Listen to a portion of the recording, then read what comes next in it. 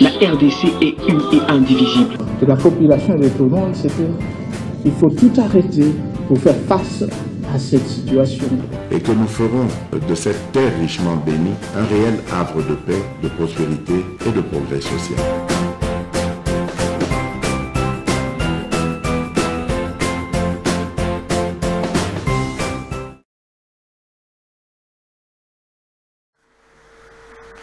Vous avez belé, merci. To yeli susu na itando bisika bozali kolanda biso mention spéciale na bande ko nyonso bazo pesa biso makasi.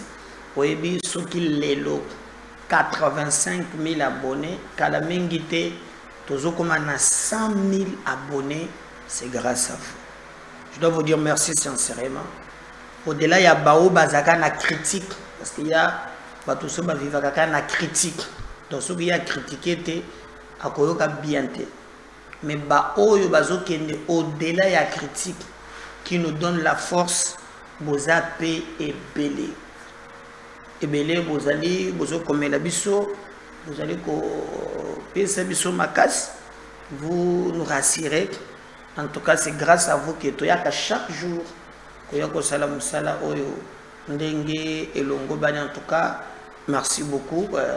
Botika bisote bisonyonso tokosala makasi pote totambwisa mboka na biso République démocratique du Congo mutuna ba idée na ye pote makambo ezala très bien tokobeta masolo ya yambo tokobeta na bino confusion mbutu oyo ezoleka na kati ya union sacrée. Et même mbutu wana pe ezana opposition puisque tozo tuna qui dit vrai mboka ikokende ndenge nini na kati ya pouvoir batu bazo welela kobomana guerre ya positionnement na opposition pe memement koyokana ezate batu baza batu ya bakop. En tout cas bandoko nangeza mubudu. Retenez par exemple que Katumbi a dit clairement que c'est lui qui détient vraiment monopole et opposition. En d'autres termes, il a raison parce que au niveau il y a Assemblée nationale, il y a d'ailleurs un membre il y a bureau, il y a un bureau où il y a Dominique Munongo, le groupe parlementaire il y a opposition il y a Moïse Katumbi. Allez-y comprendre comment Makambo Ezaleli Martin Fayulu a lobby jamais les leaders où il y a opposition Zaye parce que c'est lui le président élu. Bon, en 2023 il y a un président élitaire donc en 2018 il y a élu awa ekomi makambo mususu toyebite tokobeta masolo nyonso na makambo wana. Alors kuna na est en tout cas tokoki koloba ke nanga akomi kotanga air français que tu vas lire l'air donc komi pe poa ezaka makambo ya ba terme sik tulongoni alambalia tokoya mi obiso tu vas lire l'air donc nanga azana kati ya kotanga air boyebi bien ke na ngambo kuna mboka na biso ba to botoli ba mboka ebele et surtout alors ba komi ko soupçonner ye mingi la soupçonner la fois passée que ezana bande ko mususu balingaki bakima kokima wana baye bazongisi bango mboka ezokende mpe na ndenge ya mbutu. Alors c'est notre pays, on n'a pas le choix ya ko lokalolenge nini ya ko bebisa makambo si ce n'est que travailler pour l'amour, pour la symbiose, que le kandenge nini moko na moko akoki koyeba vérité ya likambo ndenge makambo ezali. Alors Corneille nangende bozomo na botala mandefo wala ko bujika mpumbo na ngambo mususu tango azalaki bien. Et le débat aujourd'hui vous allez alimenter autour ya likambo. Qu'est-ce qu'il va faire? En tout cas toyebite puissance de frappe ezali sur terrain makambo ezali kotambola apparemment bien. Notre armée se comporte très bien sur terrain. tozo bangande et kokoma à chaque fois tolingaka kozwa vraiment makambo komona kaka ibaluki wo kishasa stoppé yango mais yambala oyo tokanike makambo kotambola très bien et que bango ba kosala lisusu makambo yo ya kuzungaka simate mais sinon en tout cas bravo oyo armée na bisu ezana ngo ekomi nde kobangisa bato nyonso au front.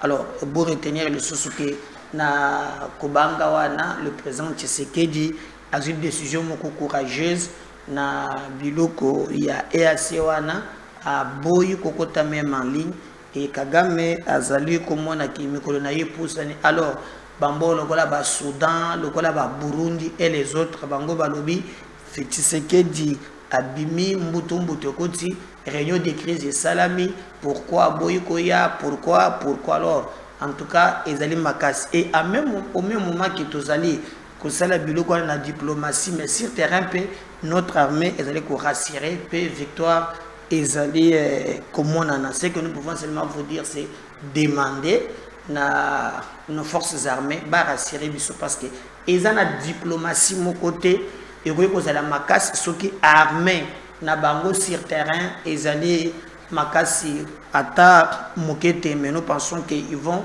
évoluer et que makambo kotambola très bien. Burundi par exemple yé bandakala aza toujours derrière la République démocratique du Congo et je me suis toujours posé la question pourquoi ba militaire ya Uganda bazali awa alors que faut salata na ba militaire ya Burundi.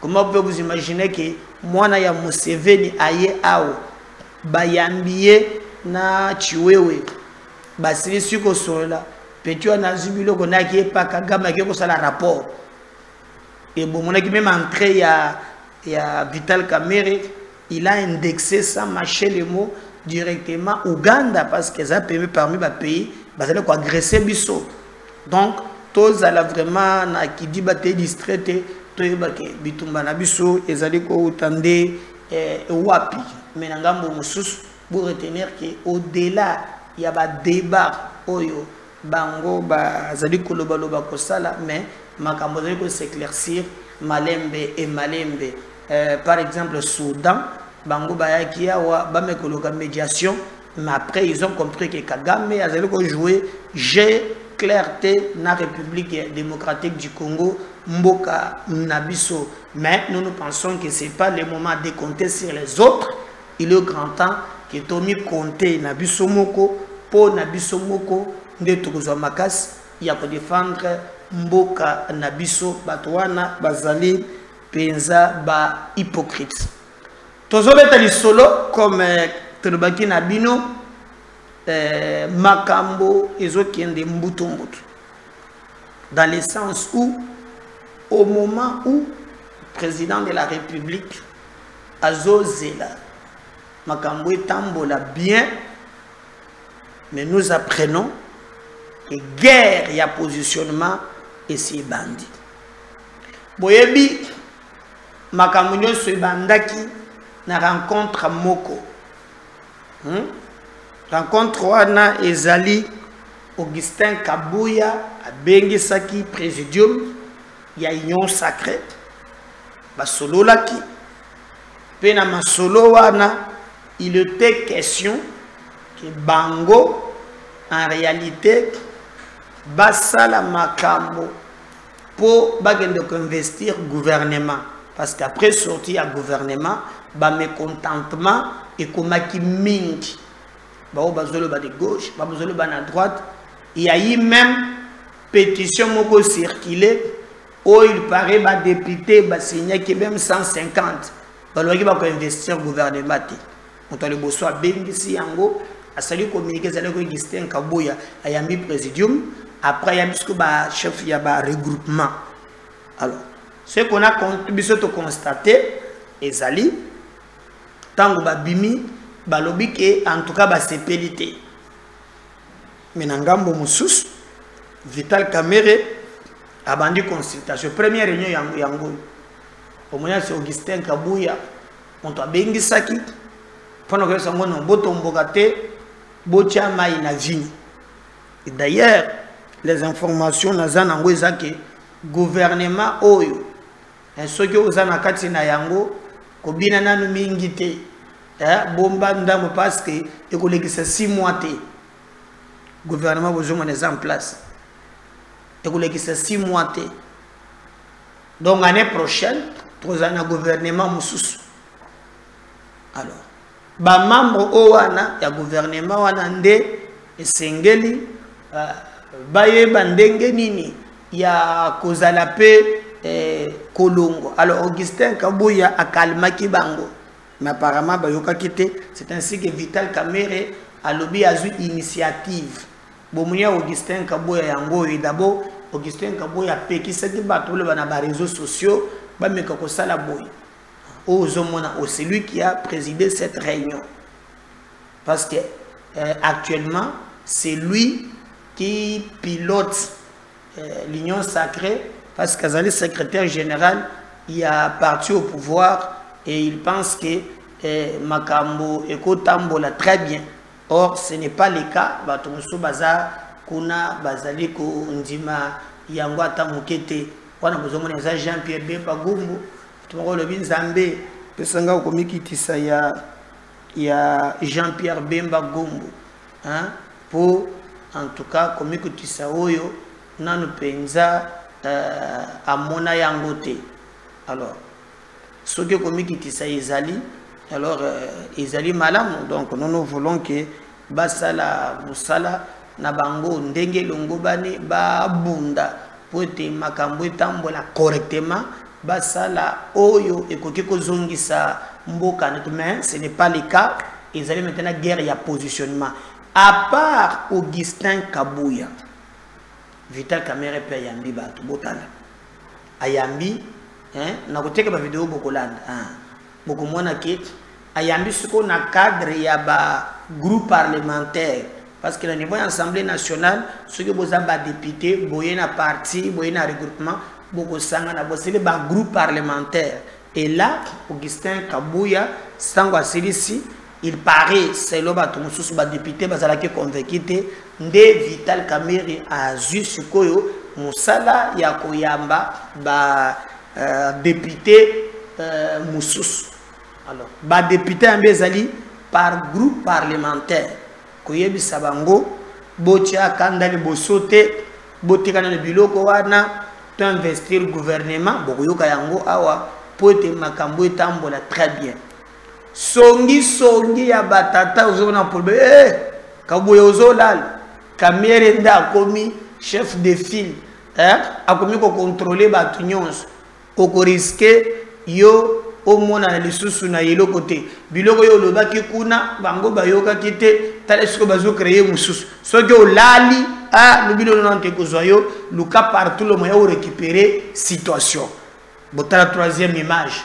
Na uteba image de séquence par séquence Kabuya lobi ngwaya ngape na kotikala allez ba député boya lisusu soki liboso na bekeke ba président ya ba regroupement na bino eke bayoka kite ya mbaloyo siko na zobenga bio ali tege na fleuve Congo nde bagena na fleuve Congo tele na tapis rouge wana bozo mona salon rouge wana ba fandi Augustin Kabuya lobi atelemi mona na Mohamesa alors a imposé leadership naye mais okomona babati bato songi ozomona zoteke la caméra ko dame opinion et tout ça.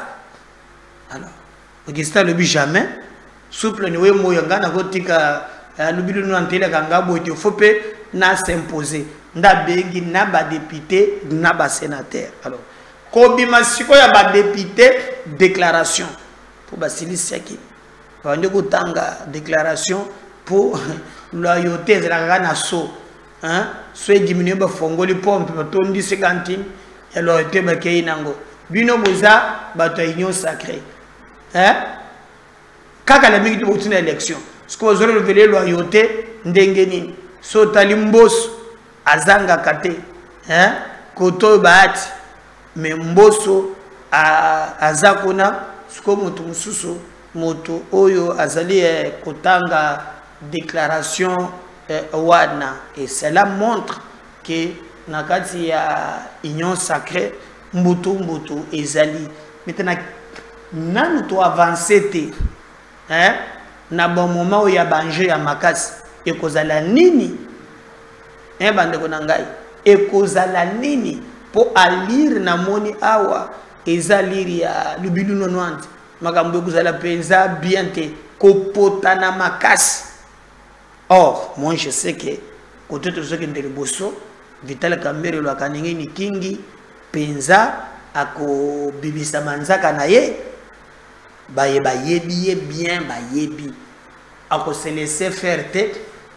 Et d'ailleurs beaucoup de mécanismes yao changement ya constitution boina bokomona koma ko misa griffe awa azotra po chez la vide azoki na économie na présidence mais et c'est diminué quand même parce qu'on a besoin hein à bomba na po tant que s'annoncer candidat président en 2028 en tout cas mon pata César ezanga penzate nde place au moni azali ko se retrouver maintenant comment on va faire tokotala nyonso wana na mikolo na ndenge makambo ezoleka sur terrain to luka ndenge nini ya akosala yango. Alors regardez que confusion wana ezokende musika mais biso souci na biso ezali dollar hématique guerre ezali à l'est. Nous voulons que bato bazo ambition na bango batia pimbeni ba privilégier le bagana lopoto intérêt général pour ce ba privilégier yango et ko permettre que mboka na biso et sala musala ndenge sengeli pe makambu etambola convenablement o balingi bati en place muto akopi maganya azate et kopé biso mbutu makasi.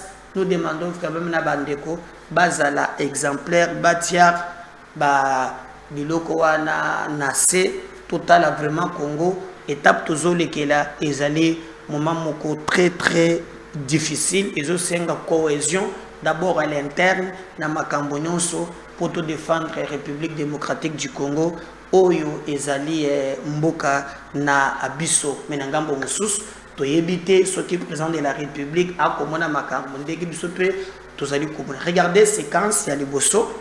Tout banda d'abord na Augustin Kabuya ayambi ba président d'abord ya ba regroupement place bandela qui avant yibota makambo bomono bozomona asali pe déclaration na moire mukoset avant et ya ko engendrer ce ko ya mibale oyo ya Vital Kamerhe ope abandi ko consulter pe na ndenge na ye c'est là tout mususu bazobote le pouvoir oye azanango. Suivant d'abord si je parle le même langage na dondi na technique. Regardez makambo conflit lingi botre lo ibandela ki ça va être Augustin Kabuya secrétaire général il y a IDPS mutabandaki makambo elle reste tokozonga juste après. Comme toute organisation sérieuse, l'Union sacrée de la nation recourt fréquemment à l'arbre à palabre pour traiter ses différends afin d'assurer l'unité de cette méga plateforme du président de la République. Ce vendredi 31 mai, cette approche a été respectée lors d'une réunion ayant mis ensemble le présidium et les chefs des regroupements politiques. Des questions essentielles liées à l'actualité de l'heure, notamment publication et installation du gouvernement, ont été abordées avec dextérité par le maître d'essayant et coordonnateur de la majorité parlementaire, l'honorable secrétaire général Augustin Kabuya. À vrai dire, tout s'est passé dans la convivialité, en sorte qu'il est permis de croire que les jours à venir seront encore meilleurs pour l'union sacrée de la nation. Nous avons terminé notre réunion, que les gens n'utilisent pas les réseaux sociaux pour rencontrer leur vie. Nous avons parlé comme membres d'une famille, nous irons faire les rapports. Voilà, Wana Bolandi Ezali Augustin Kabuya, Moutouabandaki, après Vital Kamerhe a lancé PAI. Regardez ce qui s'est passé. Wana a lancé qui est Naba député, hein, avec le député nationaux, Naba groupe parlementaire. Parce que le groupe parlementaire, et le groupe, il y a Union sacrée. Ensuite, ça, on va revenir juste. après. Regroupement Alliance des Tshisekédistes Unifiés et Alliés. Nous avions été conviés à une rencontre avec l'honorable président de l'Assemblée nationale. Nous avons échangé autour de l'investiture de notre gouvernement. Et je pense que, en dépit de tout ce qui peut se dire, c'est vrai qu'il y a des frustrations à gauche, à droite, mais ce n'est pas le moment pour nous de reculer parce que le peuple est en train d'attendre ces gouvernements. Il y a beaucoup de défis à relever et donc notre regroupement, la TUIA, est partie prenante pour que cette investiture se fasse dans un très bref délai. En fait. Donc nous aurons l'occasion, lors de l'investiture, de nous exprimer pour que demain, on ne frustre plus les regroupements politiques, les forces politiques ou les simples députés et même tout le peuple congolais pour que nous nous en sortions par rapport à la guerre que nous connaissons il y a plus de 30 ans. Le seul remède, c'est la cohésion nationale. Je répète, le seul remède, c'est la cohésion nationale et l'unité nationale. Donc au nom de mon mouvement, nous disons que nous allons investir le gouvernement, mais nous allons nous exprimer librement. Là où... Et nous avons promis à l'honorable président que la CPA, tout en étant membre de l'Union sacrée, va, n'est-ce pas, travailler dans le sens d'investir les gouvernements. Parce que ce gouvernement-là, il est nôtre. Nous ne pouvons pas brûler la case pendant que nous sommes nous-mêmes dans cette case-là.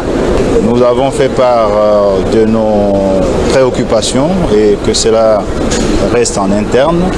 Et ici, je suis en train d'apprécier l'approche du président de l'Assemblée nationale qui a organisé cet échange franc, profond et sincère. Et je crois que nous, des ABAR TDC, nous allons tout faire pour que le gouvernement soit investi et que les débats qui auront lieu dans cette chambre seront profonds, rigoureux et bénéfiques pour la population.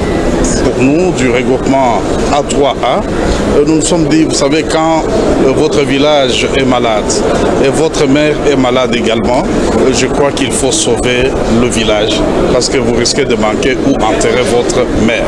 Et là, c'est l'intérêt supérieur de la nation qui a à sauvegarder, qui a à protéger. Et nous nous sommes dit, nous nous sommes mobilisés pour pouvoir participer à cette plénière qui va être incessamment convoquée pour l'investiture du gouvernement et ainsi passer aux questions vitales de la République, notamment celle de la guerre de l'Est. Et nous avons besoin que ces gouvernements deviennent opérationnels au lendemain de son investiture. Et donc, au regard des échanges, je voudrais ici confirmer que le 4AC va aller dans le sens d'investir les gouvernements de la première ministre Soumina. C'est vrai qu'il y a eu de petits soucis, mais ça ne peut pas nous mettre à contradiction pour ne pas accompagner la première ministre Soumina, parce qu'elle porte le programme du chef de l'État, ce programme dont la population est en train d'attendre pour voir les choses changer. Donc, nous saluons le président Kamere, vous savez, c'est quelqu'un qui est échevronné, en fait, il a su mettre tout le monde d'accord et nous avions compris la quintessence de cette réunion et nous disons coup de chapeau. Voilà, j'espère qu'il y a une Bolandi, déclaration, Nabango, d'abord. Vital Kamere, Augustin Kabouya, Ndenge Makambo Ezali. Tambo esko salami Augustin Kabouya fandabi jamais. Ngana bandaki yo landangai. Ale bozonga lisusu. Sko turoyo bagena fleuve Congo Hotel. Le but 90. Botala politique. Déclaration de députés nationaux et sénateurs membres de l'Union sacrée de la nation. Nous, députés nationaux et sénateurs membres de l'Union sacrée de la nation, réunis en ce jour 6 juin 2024 au Kempinski Hotel Fleuve Congo, avons suivi les péripéties de la formation du gouvernement de la République. Tenons à remercier le chef de l'État pour sa ferme implication dans le processus de mise en place des institutions issues des élections du 20 décembre 2023. Réaffirmons notre soutien inconditionnel et sans faille au chef de l'État et lui assurons notre accompagnement dans la réalisation de ses engagements avec la République. Confirmons notre soutien indéfectible au gouvernement Judith Suminwa Tuluka et notre appartenance à l'Union sacrée de la nation. Que vive la République démocratique du Congo, que vive le chef de l'État, que vive l'Union sacrée de la nation. Je vous remercie.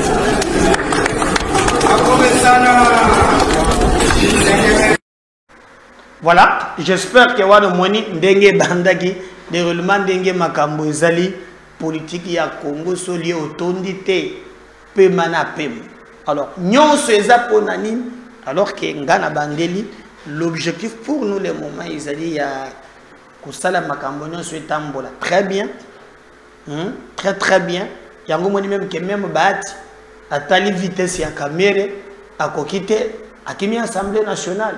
Allez s'y player article là pour tout bébé na zo mona na ko kate fona kende vraiment na bata mananga na Sénat peut-être qu'on a sanga le konde soye monta wala soke ya solo bien ba sala pe primaire na éviter ndenge makambo ekozala en entre-temps tango esko yo Augustin Kabuye ba kena te du fleuve caméra lobi OK ngazaka caméra namba soko premier ministre.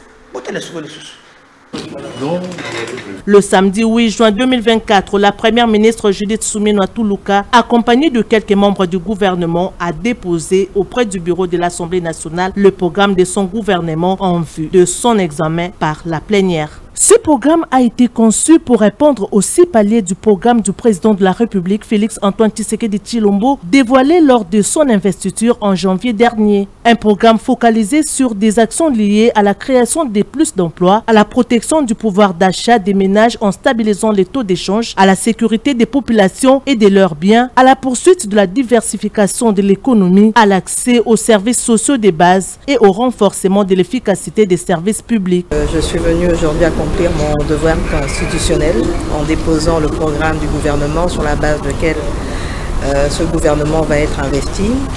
Nous avons travaillé sur base de 6 engagements du chef de l'État tels qu'il les a libellés au moment de sa campagne électorale et au moment de son investiture.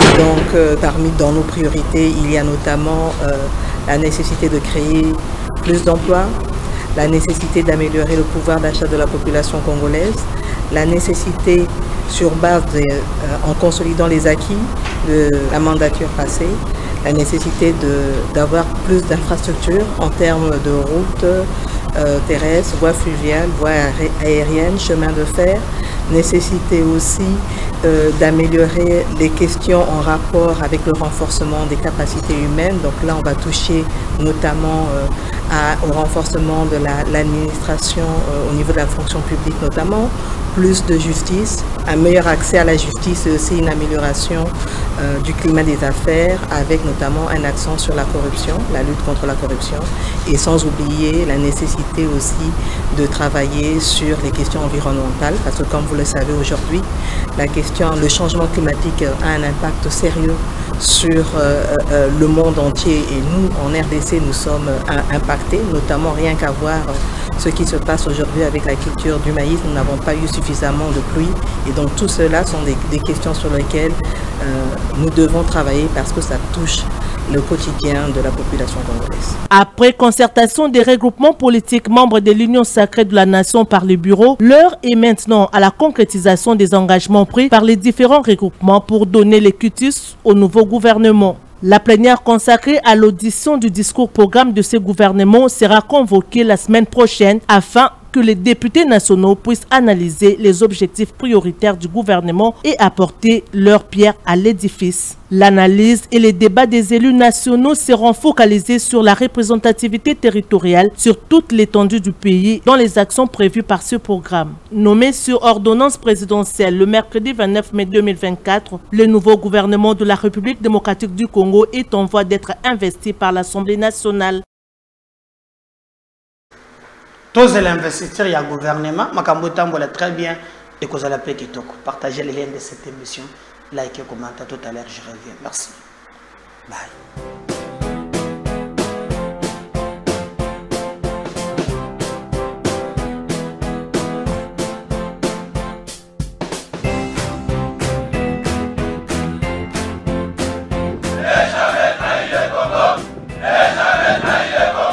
La RDC est une et indivisible. Que la population et de tout le monde, c'est qu'il faut tout arrêter pour faire face à cette situation.